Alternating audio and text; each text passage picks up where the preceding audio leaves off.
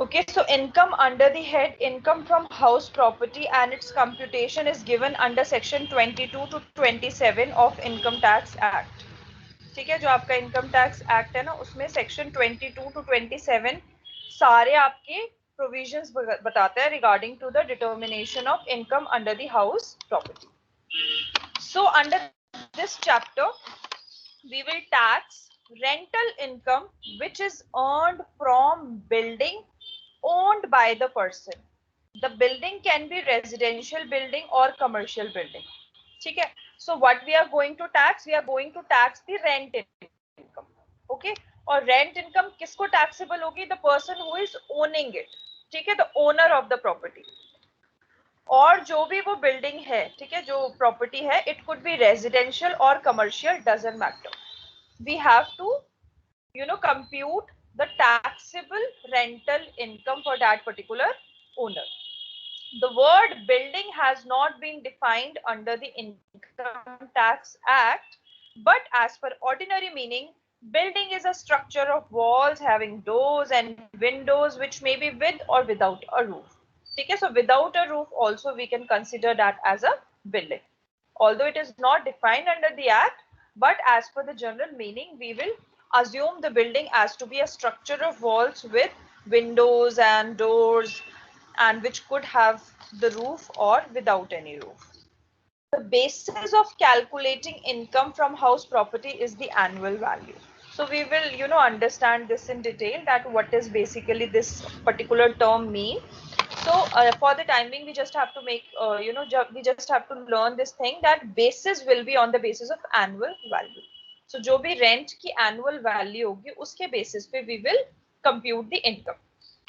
Then this is the inherent capacity of the property to earn income. The charge is not because of the receipt of any income, but it is on the inherent potential of the house property to generate income. So it means जो भी rental income आ रही है वो उस property से ही आनी चाहिए, उस building से ही आनी चाहिए. Means the building should be the one. It is the capacity of the building. जो building है उसमें लोग रहते हैं, इस वजह से rent pay कर रहे हैं, या वो अपना कोई business चलाते हैं इस वजह से rent pay कर रहे हैं, या कोई party organize कर रहे हैं, कुछ भी.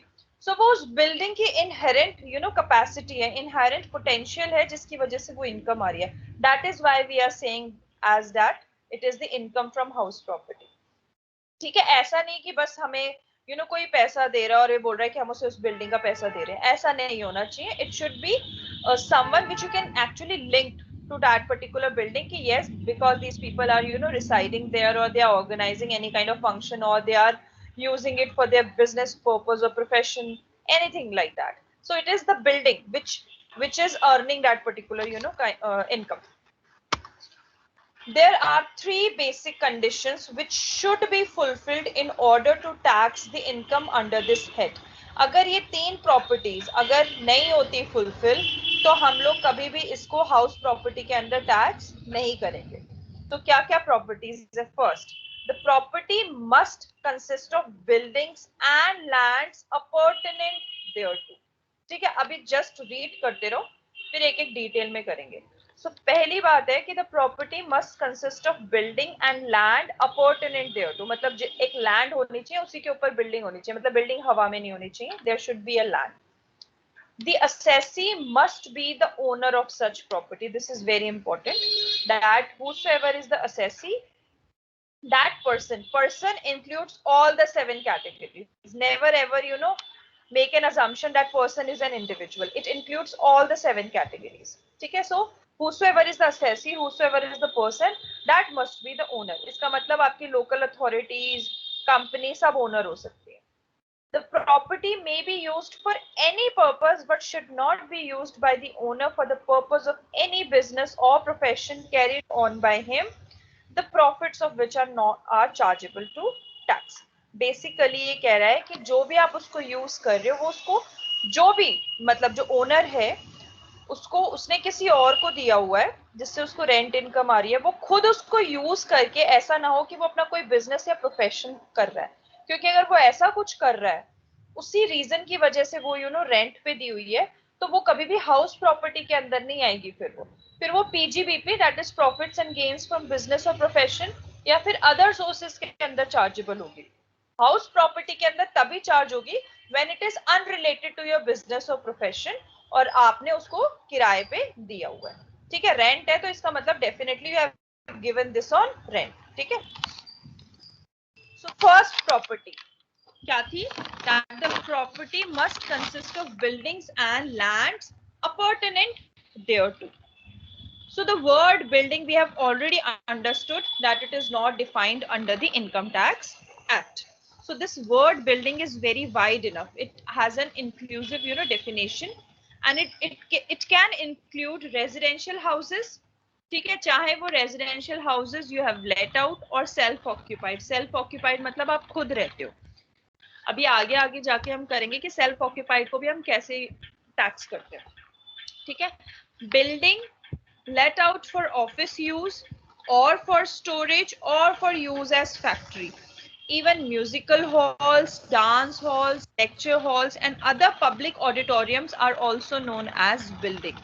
ठीक है, so चाहे residential houses हो, चाहे building let out हो for office use या for storage or for use as factory, musical halls, dance halls, मतलब सब are inclusive। क्योंकि हमने ordinary meaning देख लिया है कि रूफ उसकी वॉल्स होनी चाहिए, डोर्स होने चाहिए, विंडोज होनी चाहिए, रूफ हो ना हो। ठीक है, income tax act does not define lands appurtenant thereto, तो उन्होंने ये भी डिफाइन नहीं है इनकम टैक्स एक्ट में। So it's basically the land which are attached to the building and which can be considered part and parcel of the said building or buildings. So it is basically a land which is necessary for the enjoyment of the building. ठीक है, आपका land है, उस land पे आपने घर बनाया हुआ है, रोड्स हैं which are connected with the building, ये सब लैंड है, राइट? जैसे लोगों के आगे आगे भी वो थोड़ा स्पेस रखते हैं, पीछे की साइड भी स्पेस रखते हैं लैंड का, वो सब आपका इंक्लूसिव होता है बिल्डिंग में। So the land which is necessary, similarly the connecting roads. ठीक है, उसी में आपने बहुत बड़ा आंगन छोड़ा हुआ है, वहां पे आपने अपने बच्चों के लिए डिफरेंट डिफरेंट काइंड ऑफ वो स्विंग्स लगाई हुई हैं और ऐसे करके उनके लिए जो भी है आपने कुछ लगाया हुआ है उनके खेलने के लिए, तो ये सारा इसमें इंक्लूसिव होता है। मतलब पूरा land which is attached with the building which is necessary, मतलब it should not be a hanging building, it should be attached with the land. Pertinent land in respect of building may be in the form of approach roads to and from public streets. It could be compound, courtyards, backyards, playgrounds, etc. It also includes car parking spaces, roads connecting one department with another department, playground for the benefits of the employees. ठीक है, मतलब काफी बार होता है ना कि जैसे factory और वहां पे एक प्लेग्राउंड भी बना हुआ है फॉर द एम्प्लॉयज और kind of they can sit there, they can relax, they can play some kind of any kind of games, बहुत organizations करती है to rejuvenate them, so any kind of these things, so any land which is attached to the building, ठीक है, so वो हम inclusive रखते हैं इस चीज में। So let's understand this with the help of an illustration. Suppose there are there is one building, it has 4 flats. Okay, there is one owner who have this particular building and it has 4 flats, and suppose he has given flat 2 on rent. So this rent will be taxable under house property. ठीक है, उसका पूरी building थी और उसने flat 2 को rent पे दिया हुआ था। Now this is a building and पूरा प्रॉपर फ्लैट है, फ्लैट को हम बिल्डिंग की तरह ट्रीट करेंगे, सो जो भी इस पर्टिकुलर पोर्शन से रेंट आ रहा है हम उसको टैक्स करेंगे। Suppose there is one house और we have given this on rent, so this rent will also be taxable under house property. Suppose एक प्लेग्राउंड था which is attached to this particular house. अब ये जो land था, suppose जो owner था उसने उसके साइड में एक क्या था, कोई स्कूल था, ठीक है, कोई प्ले स्कूल था और उसने अपनी लैंड उसको रेंट पे दे दी कि आपके बच्चे मेरे पर्टिकुलर ग्राउंड में खेल सकते हैं। ठीक है, उसने सारे स्विंग्स और सीसॉ सारे उसने लगा दिए कि यहाँ पे जो साइड में जो भी प्ले हाउस है वो मेरा ये यूज कर सकते हैं। तो उससे रिगार्डिंग जो प्ले हाउस उसको रेंट दे रहा है, this will also be taxable under house property, दोनों। सो जो भी बिल्डिंग से रेंट आ रहा है, अगर इन केस उसने दी हुई है, और अगर उसने बिल्डिंग ना छोड़ के खाली प्लेग्राउंड दिया हुआ है, अगर उससे रेंट आ रहा है, so anything which is attach to the building, it will be considered as income from house property. But if there is a vacant plot, means there is no building as such constructed on that particular plot, उस case में the rent will not be taxable under house property. It will be taxable as either PGBP or other sources. क्योंकि जो vacant plot है उसमें कोई भी building नहीं है ओनर की, कोई खाली प्लॉट था और उसने किसी को बोला हुआ है यूज करने के लिए, तो यहाँ पे first condition is not satisfied, there is no building, right. First condition कहती है building and land appurtenant thereto, and है वहां पे, ठीक है, और नहीं है, खाली लैंड का नहीं होगा, तो यहाँ पे there is no building, so we'll say it will not be taxable under house property, it will be taxable in either PGBP or other sources. ये हम अभी जब हम करेंगे ना ये दोनों यूनिट्स, तब हम देखेंगे कि एक्चुअल में किसमें ये फॉल करेगा।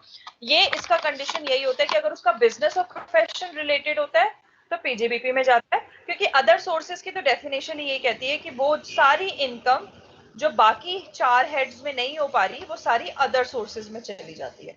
तो अगर वो पीजीबीपी में भी नहीं आ रही, हाउस प्रॉपर्टी में भी नहीं आ रही, तो फिर वो अदर सोर्सेज में चली जाती है, ठीक है।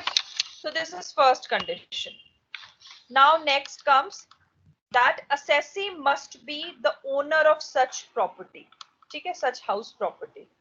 So अगर assessee ओनर नहीं है तो it will not be chargeable. So owner होना बहुत जरूरी है। In this particular case, deemed owners are also accountable. Deemed owners are defined under the act कि वो कौन कौन से हैं, ठीक है। So the owner may be an individual, HUF, firm, company, cooperative or association of persons, etc. So all 7 categories could be the owner of such house property.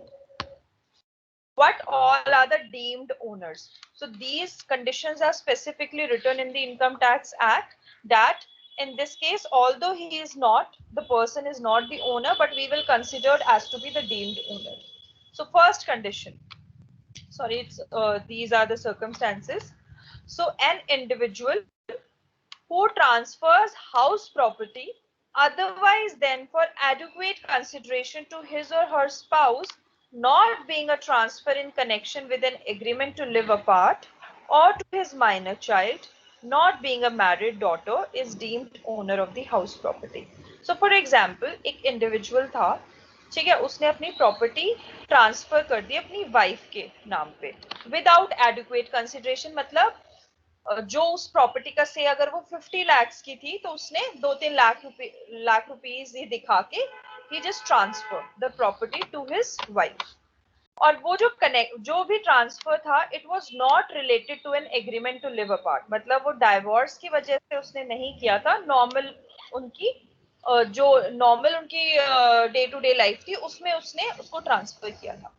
सो इस case में जिस इंडिविजुअल ने ट्रांसफर किया है वो डीम्ड ओनर होगा, although property अब उसकी वाइफ के नाम हो गई है, but deemed owner will still be the person because he has transfer the house property without the adequate consideration to his spouse, without any agreement to live apart. So बहुत individuals क्या करते हैं, वो ऐसे ट्राई करते हैं कि किसी और के नाम कर देते हैं जिससे हमारा टैक्स कम हो जाएगा। तो उसमें इनकम टैक्स डिपार्टमेंट ने बोला हुआ है कि अगर आप अपने स्पाउस को करते हो बिना एडुक्वेट कंसिडरेशन के, without any agreement to live apart, तो आप फिर तब भी आप ही कहलाओगे, मतलब ये प्रॉपर्टी का जो भी टैक्स है ना वो आपकी इनकम में ही जुड़ेगा, ना कि आपके स्पाउस की। सिमिलरली अगर आपने अपनी डॉटर के नाम करी है, कोई भी माइनर चाइल्ड के नाम करी है, एंड वो मैरिड नहीं है, ठीक है, वो आपके अभी भी साथ रहती है, तो फिर तब भी आप डीम्ड ओनर हो, ठीक है।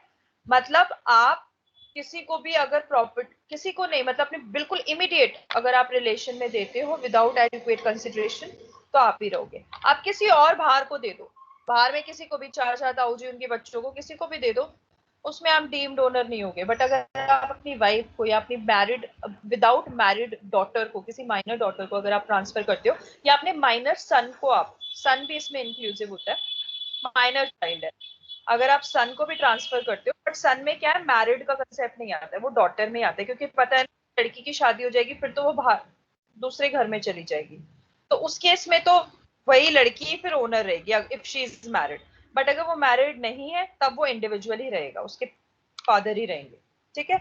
और बेटे के केस में इट विल कंटिन्यू, अगर बेटे के नाम पे वो ट्रांसफर करता है विदाउट एनी एडुकेट कंसिडरेशन तब भी फादर ही रहेगा डीम्ड ओनर, मतलब उसी की इनकम में it will be taxable. Then the holder of an impartible estate means property which is not legally divisible is the deemed owner of all the properties comprised in the estate. So काफी बार क्या होता है, एक proper एक state जो मतलब एक basically आपकी जो एक बिल्डिंग है ना, you cannot divide it. For example it is a very big palace, ठीक है, और it is not possible to divide it क्योंकि बहुत बड़ा बना हुआ है, आप उसके कैसे टुकड़े करोगे।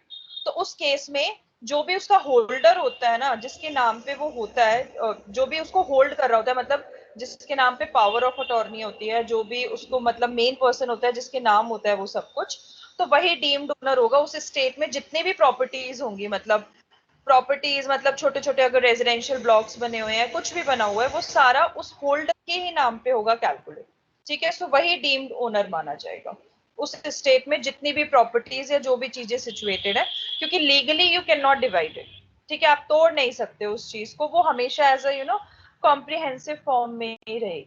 तो उसका जो भी होल्डर होगा उसको डीम्ड ओनर मान लिया जाएगा। then a member of a cooperative society, company or other association of persons. So अगर इसके कोई मेंबर हैं और कोई भी प्रॉपर्टी या बिल्डिंग या उसका पार्ट कुछ अलॉट हुआ है या फिर लीज हुआ है under a house building scheme of the society, company or association of person, then that particular member will also be considered as a deemed owner of the property, ठीक है।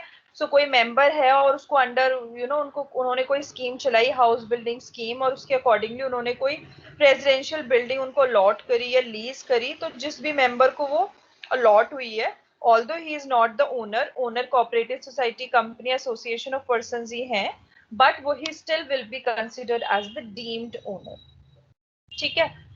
The last one is if a person has acquired a property under a power of attorney transactions by satisfying the conditions of section 53A of the Transfer of Property Act, ठीक है। सो जो transfers of property act है उसमें section 53A है जो power of attorney transactions के बारे में बताता है। तो अगर ये तीन कंडीशन सेटिस्फाइड हो जाती हैं, इसमें तीन कंडीशन है, तीनों अगर सेटिस्फाई हो जाती हैं तो फिर भी वो पर्सन क्या होगा, deemed owner. First is there should be an agreement in writing between the purchaser and the seller, जो भी है there should be an agreement in writing, जो भी परचेज कर रहा है he should pay the consideration और he is ready to pay the consideration, जो भी अमाउंट है he is ready to pay it और he has paid it, and the purchaser has taken the possession of the property, ठीक है। किसी ने किसी को पावर ऑफ अटॉर्नी दी है, एक एग्रीमेंट है, उस एग्रीमेंट में लिखा हुआ है कि इट इज बिटवीन अस और आप मुझे इतना पैसा दोगे और ये मैं अब आपको प्रॉपर्टी दे रहा हूँ, तो पोजेशन भी मिल गया।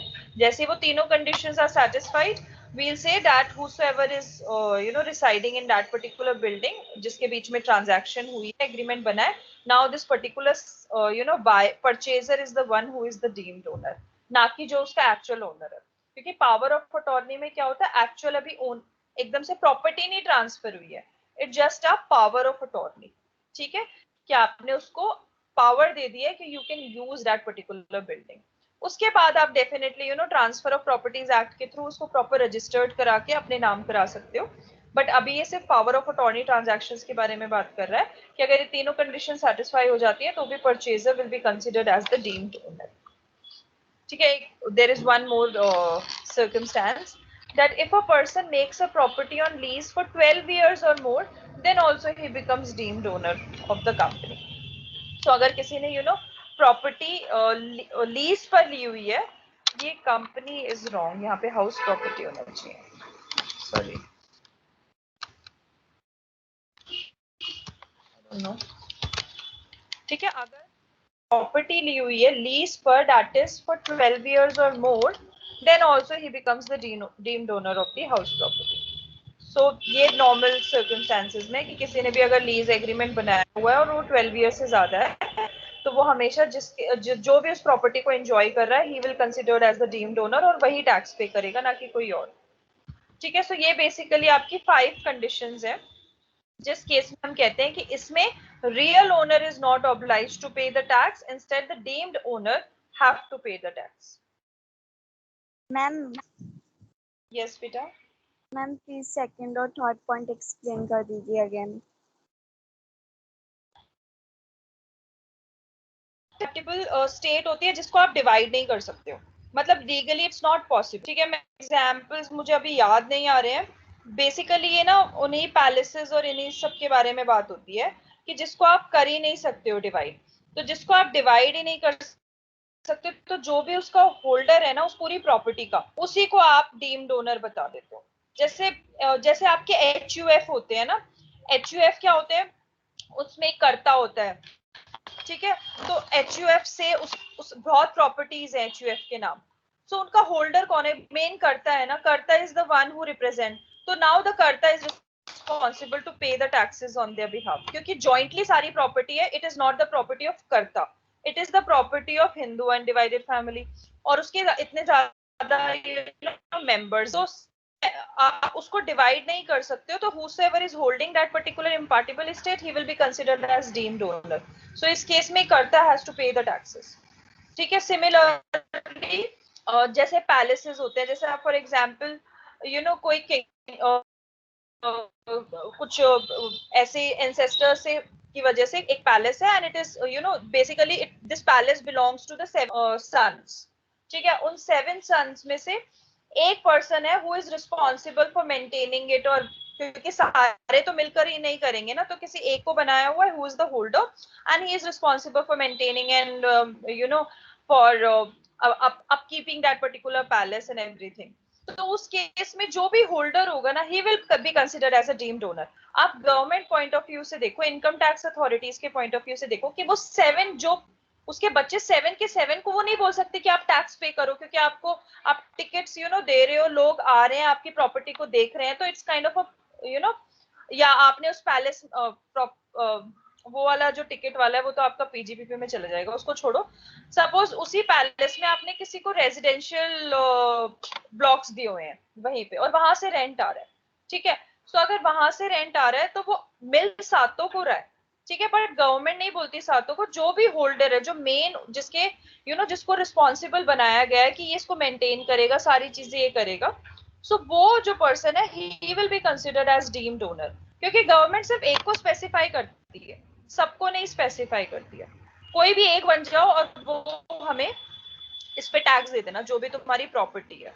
सो मतलब इसका बस इन शॉर्ट ये मतलब है, any property which you cannot divide, which is not possible to divide. ठीक है, सो उसमें जितनी भी प्रॉपर्टीज होंगी, जो भी उसका होल्डर होगा, he will be considered as deemed. ठीक है, क्लियर है?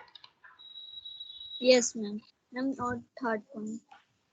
थर्ड देखो, जैसे कोऑपरेटिव सोसाइटीज होती है, company association of persons, they ये 3 कैटेगरी के लिए बात हो रही है, अदर एसोसिएशन ऑफ पर्संस। ठीक है, ये क्या कह रहे हैं कि इनमें मेंबर्स होते हैं, राइट है, हमेशा ये मेंबर्स से ही बनती है। शेयर जो भी है, मतलब कंपनी, आई डोंट नो, अगर कंपनी में कोई एम्प्लॉय है, फॉर दैट सेक एम्प्लॉयज को सोच लो, जो भी है, उस केस में इसका मतलब ये है कि अगर कोई हाउस बिल्डिंग स्कीम चलाई है उन्होंने, और उसके अंडर उसने अपने एम्प्लॉयज को या मेंबर्स को हाउसेस दिए, ठीक है, कि आप इसको ले सकते हो, ठीक है, हमने अलॉट कर दिए, आप अपनी फैमिली लाओ और अब आराम से रहो। ठीक है, although the cooperative societies, company और जो भी एसोसिएशन ऑफ पर्संस है, वो ओनर है, उसके लीगली ओनर है, ये प्रॉपर्टी उनके नाम है, बट उन्होंने अपने मेंबर्स को बोला हुआ है, अलॉट किया है कि आप इसको यूज कर सकते हो। तो गवर्नमेंट कह रही है जो यूज कर रहा है वो टैक्स पे करेगा गवर्नमेंट को। ठीक है, they are the deemed owner, ना कि actual owners. Company, cooperative societies, other association of persons नहीं करेगी। जो मेंबर को, जिस मेंबर को अलॉट हुआ है या फिर लीज हुआ है अंडर कोई भी उनकी हाउस बिल्डिंग स्कीम थी, उसके अंडर अगर कुछ भी अलॉट हुआ है या उनको मिला है, तो उस केस में जो भी वो मेंबर है वो डीम्ड ओनर होगा। डीम्ड ओनर मतलब जिसको ओनर मान लिया जाए, वो ओनर है नहीं बट हम उसको मान रहे हैं ओनर। ठीक है, जैसे कोऑपरेटिव सोसाइटीज हैं, काफी कोऑपरेटिव सोसाइटीज ना हाउस बिल्डर्स होते हैं, होम बिल्डर्स होते हैं, वो घर बनाते हैं। अब उस केस में उन्होंने अपने मेंबर्स को भी कुछ कुछ अलॉट कर दिए, ठीक है। सो जिसको भी अलॉट दिया है ना, कि हाउस बिल्डिंग स्कीम थी सोसाइटी की या कंपनी की या जिसकी भी थी, हमने अपने मेंबर्स को कुछ कुछ अलॉट कर दिया, तो जिनको अलॉट किया वो फिर डीम्ड ओनर है। ठीक है, Yes. क्लियर है सबको? ठीक है, so let's understand this. There is a house, and suppose Mr. X has let out to this particular house to Mr. Y. Mr. X, who is he? He is the owner, say. ठीक है, this particular owner has let out his house to Mr. Y, and Mr. Y in return is giving rent to Mr. X. So now since it's a building, so first condition is satisfied, and the next condition, that it the building, whosoever is letting it, that particular person should be the owner. So in this case Mr. X is the owner. So second condition is satisfied. ठीक है, third के बारे में अभी हम छोड़ रहे हैं. ठीक है, सो दोनों कंडीशन सेटिस्फाई हो गई, तो हम कह रहे हैं this is a house property income for mister x because mister x is the owner. ठीक है, अब सपोज नेक्स्ट, अब Mr. Y, who is the tenant, he has sublet out this particular house to Mr. Z. ठीक है, इसने Mr. Y को किया, but Mr. Y ने क्या किया, सबलेट आउट कर दिया. किसको? Mr. Z को. और अब जो भी रेंट इनकम Mr. Z को Mr. Z से Mr. Y को जो मिल रही है, वो हाउस प्रॉपर्टी इनकम नहीं होगी. क्यों? क्योंकि Mr. Y is not the owner of that particular building. So वो आपकी इनकम जाएगी अदर सोर्सेज ऑफ इनकम में for Mister Y, because this is not a house property income. तो हम जब हाउस प्रॉपर्टी इनकम निकालेंगे तो हम मिस्टर वाई के लिए नहीं कैलकुलेट करेंगे, since mister Y is not the owner. तो ये हमेशा ओनर्स के लिए ही होती है. ठीक है, सेकेंड कंडीशन तक हम क्लियर हैं कि बिल्डिंग या land appurtenant thereto, building and land appurtenant thereto, first condition. Second condition that the assessee must be the owner or deemed owner. ठीक है, चाहे ओनर हो चाहे डीम्ड ओनर हो. अब इस केस में तो ये सेटिस्फाई हो रही है, बट इस केस में सेटिस्फाई नहीं हो रही है, इसलिए मिस्टर एक्स की इनकम हाउस प्रॉपर्टी इनकम माना जाएगा, जो भी रेंटल इनकम है, और मिस्टर वाई के लिए नहीं होगा. जब आपके फुल फ्लेश्ड क्वेश्चंस आएंगे ना, जिसमें सारी हेड्स ऑफ इनकम होगा, तब उस पर्टिकुलर पॉइंट पे ऐसी कंडीशंस आएंगी जब आपको असर्टेन करना पड़ेगा. ठीक है, कि ये जो मिस्टर एक्स है, इसकी इनकम कैलकुलेट कर रहे हैं, तो इसमें क्या क्या आना चाहिए. सो अगर उसने कोई प्रॉपर्टी रेंट पे विदाउट ऑफ प्रोफेशन, तो उसकी हाउस प्रॉपर्टी. ठीक है, अगर related to business and profession होता है तो बिजनेस रिसीट्स आती है, वो हम बाद में करेंगे. अभी फॉर द सिंप्लिसिटी से सिर्फ हमें कंडीशंस देखनी है हर क्वेश्चन में, क्योंकि ये सेपरेट है. ठीक है, जब सारे मिलके क्वेश्चंस आते हैं ना, तब हम इन डिटेल करेंगे. Just give me a minute.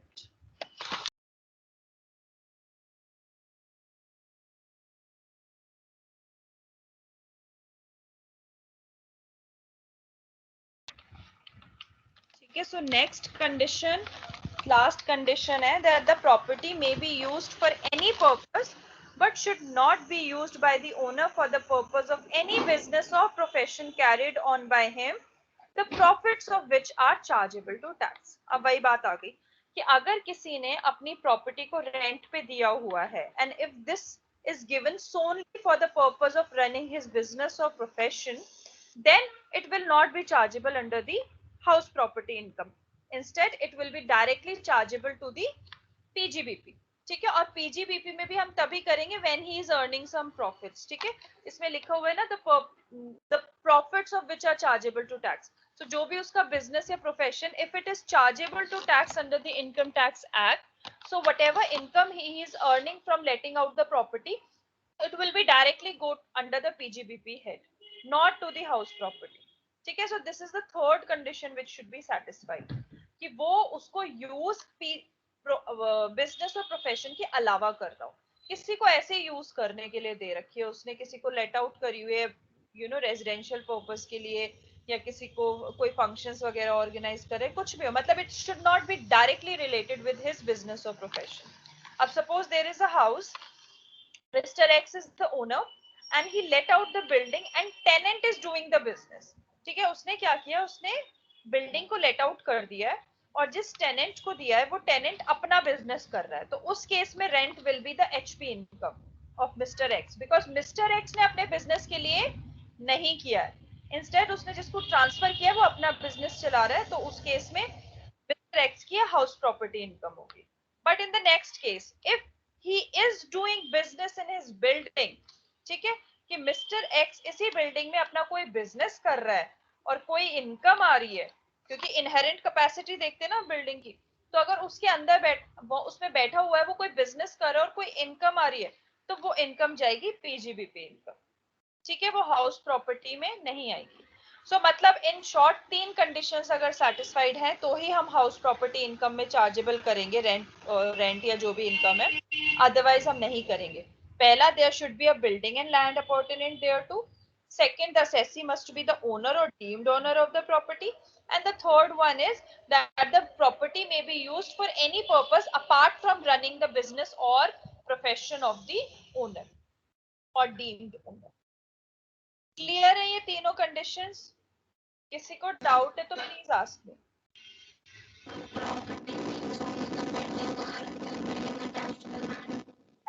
Tenant किसी और को, सब टेनेंट को बिल्डिंग रेंट पे देता है जो उसका ऑनर नहीं है, तो ये लीगली राइट है.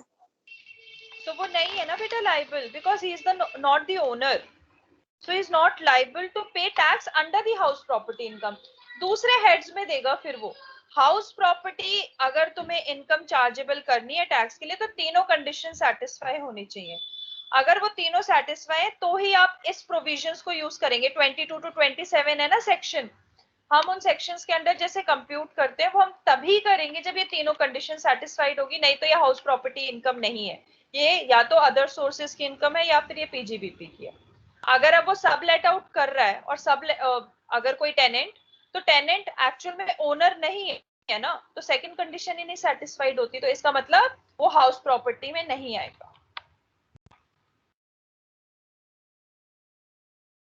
और किसी को कुछ पूछना है?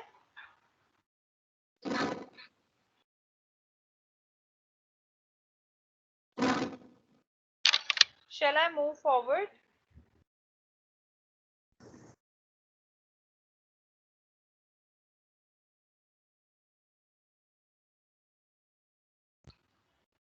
Yes, ma'am. Let's these 3 illustrations, ठीक है, थोड़ा और क्लियर हो जाएगा आपको. First, X owns a property and use the property as his office, factory और godown. ठीक है, उसके पास एक प्रॉपर्टी है और वो प्रॉपर्टी अपने ऑफिस, फैक्ट्री या गोडाउन के लिए यूज कर रहा है. तो in this particular case this particular property is used by Mr. X for the purpose of carrying on business or profession, then it will not be taxable under house property. It will rather be taxable under PGBP. ठीक है, जब PGBP करेंगे ना तब और अच्छे से clear हो जाएगा. लेकिन इस केस में क्लियर कट है कि वो जो प्रॉपर्टी यूज कर रहा है, जो उसके पास प्रॉपर्टी है वो जो यूज कर रहा है, that is directly related to his business और प्रोफेशन. उसने अपनी उसके पास एक बिल्डिंग थी और उसने उसको अपना ऑफिस बना लिया या फैक्ट्री बना लिया, गोडाउन बना लिया, वो कोई बिजनेस रन करता है, तो उस केस में वो पीजीबीपी है, क्योंकि वो बिजनेस से रिलेटेड है, तो बिजनेस से रिलेटेड प्रॉपर्टी हाउस प्रॉपर्टी में नहीं आएगी. और पता है रीजन होता है, हर हेड का ना एक डिफरेंट तरीके का टैक्स ट्रीटमेंट होता है. जैसे हाउस प्रॉपर्टी इनकम का जो इनकम होती है ना वो आपके टोटल इनकम में जुड़ती है, ठीक है. आपकी पीजीबीपी इनकम होती है ना वो भी आपके टोटल में होती है. बट जैसे कैपिटल गेन्स है, कैपिटल गेन्स के अलग टैक्स रेट्स होते हैं, अदर सोर्सेज इनके अलग टैक्स रेट्स, कुछ कुछ के अलग होते हैं, सबके नहीं. ऐसे पीजीबीपी का भी कुछ अलग होता है, कुछ सेम कुछ ऐड होता है. तो इसी वजह से ना इनको सेपरेट रखा जाता है, क्योंकि इनका ना टैक्स पेबल में बहुत रोल आता है.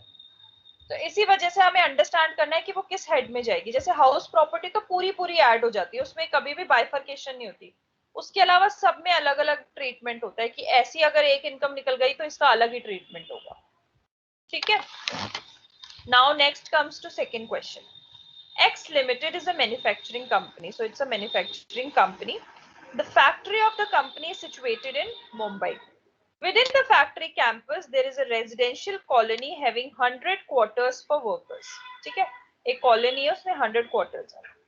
These quarters are given to the workers for residential purposes. a nominal rate of rupees 500 per month is received from the workers. As the purpose of letting out of residential quarters is to run the business smoothly, the residential quarters will be treated as house property used by the assessee for the purpose of business. ठीक है? Accordingly, the annual value thereof is not chargeable under section 22. The recovery of rent of rupees 500 per month from the workers will be taken as a business receipt. So अगर कोई suppose manufacturing company थी ये और इसकी जो factory थी वो मुंबई में थी. अब फैक्ट्री में क्या है, मैन्युफैक्चरिंग का काम होता है, उसमें वर्कर्स हैं. तो कंपनी ने क्या किया, एक पास में रेजिडेंशियल कॉलोनी थी, उसके साथ एग्रीमेंट किया कि आप हमारे 100 वर्कर्स को क्वार्टर्स दे दो, ठीक है, हम आपको पे करेंगे what ever the agreement they have with that particular residential colony. और अपने वर्कर्स को उन्होंने बोला कि आप हमें 500 रुपीज पर मंथ, मतलब एक नॉमिनल रेंट आप हमें हर मंथ पे करोगे. ठीक है, अगर अब ये देखा जाए तो जो भी ये 500 रुपीज पर मंथ जो रिसीट आ रही है कंपनी के पास, ये क्यों आ रही है, क्योंकि उन्होंने अपने वर्कर्स को इसलिए दिया है कि आप हमारे पास रहो फैक्ट्री के, जिससे हमारा मैन्युफैक्चरिंग प्रोसेस में कभी भी इश्यूज ना आए. नहीं तो लोग तो अपने अकॉर्डिंगली दूर दूर भी स्टे कर सकते हैं. So it is directly related to the manufacturing operation of that particular assessee, which is X Limited. So इस केस में ये हाउस प्रॉपर्टी इनकम नहीं है. It is directly related to the business purposes, so it will be considered as a business receipt. और जो भी उसने residential colony के साथ कोई अगर एग्रीमेंट किया है, कुछ भी किया है, so वो जो उसको पे करता है वो एक्सपेंस में आ जाएगा. ठीक है, और जो उसको मिल रहा है it will be considered as a business income. लेकिन यह हाउस प्रॉपर्टी इनकम नहीं है, क्योंकि वो अपने बिजनेस पर्पस की वजह से उसको ये 500 रुपीज पर मंथ का रेंट मिल रहा है.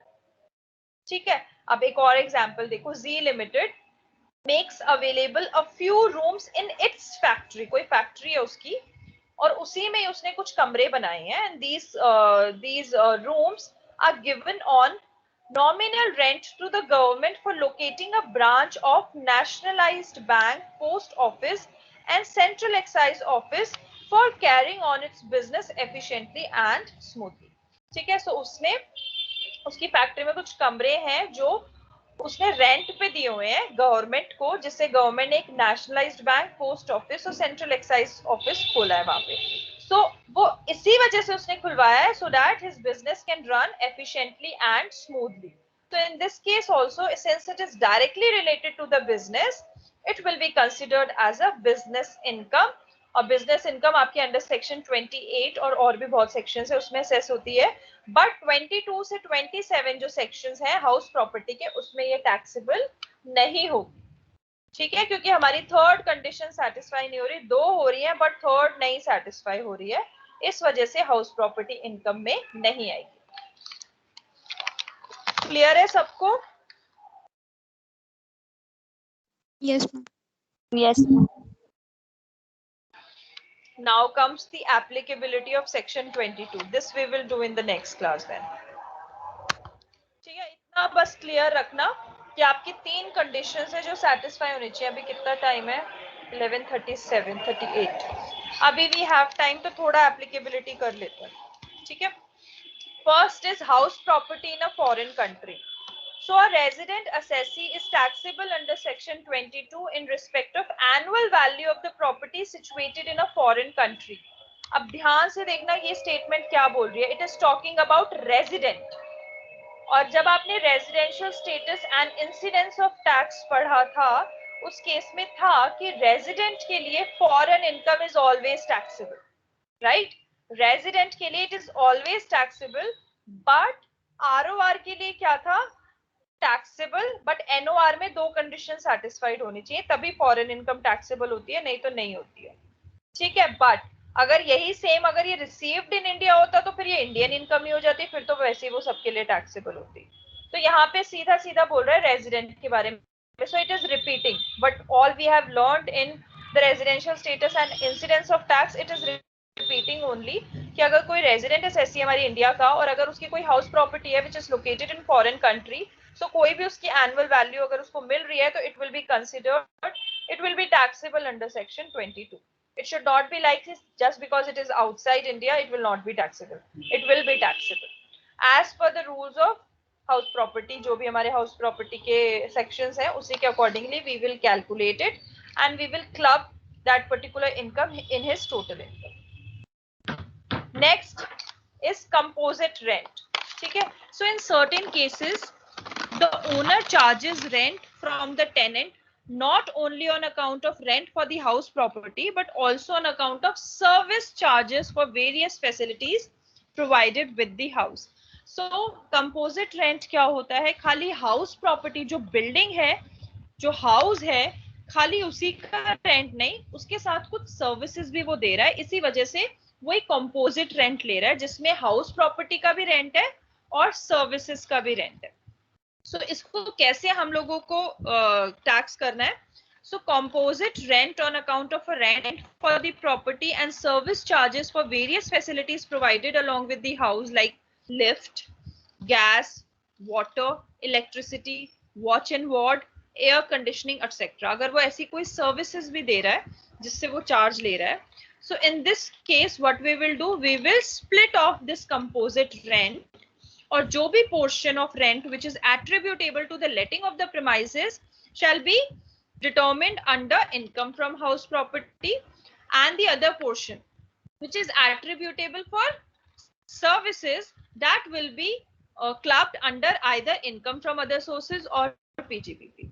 ठीक है, वो उस टाइम पे डिसाइड होगा कि वो बिजनेस की वजह से या प्रोफेशन की वजह से रेंट उसको मिल रहा था उस सर्विसेज का, तो हम उसके एज ए एक्सपेंस में चार्ज करेंगे या फिर वो इनकम फ्रॉम अदर सोर्सेज था. ठीक है, सो वो उस टाइम पे हम डिसाइड करेंगे. बट अभी हाउस प्रॉपर्टी में हम सिर्फ वही पोर्शन रखेंगे जो हाउस से रिगार्डिंग है, जो बिल्डिंग से रिगार्डिंग है. ठीक है, then composite rent on account of rent of the property and the higher charges. यहाँ पे higher charges है, सर्विस चार्जेस नहीं है. तो जो भी मशीनरी, प्लांट या फर्नीचर जो उस ओनर का ही है बट उसने वो भी रेंट पे दिया हुआ है अलोंग विद द प्रॉपर्टी, सो उस केस में हम क्या करेंगे कि अगर जो हमारी प्रॉपर्टी है it is separable from the letting of other assets. देखो यहाँ पे डायरेक्टली असेट्स की बात हो रहा है, असेट्स हायर पे दिए हुए हैं उसने, ठीक है, हायर चार्जेस पे, सर्विसेज की बात नहीं हो रही है.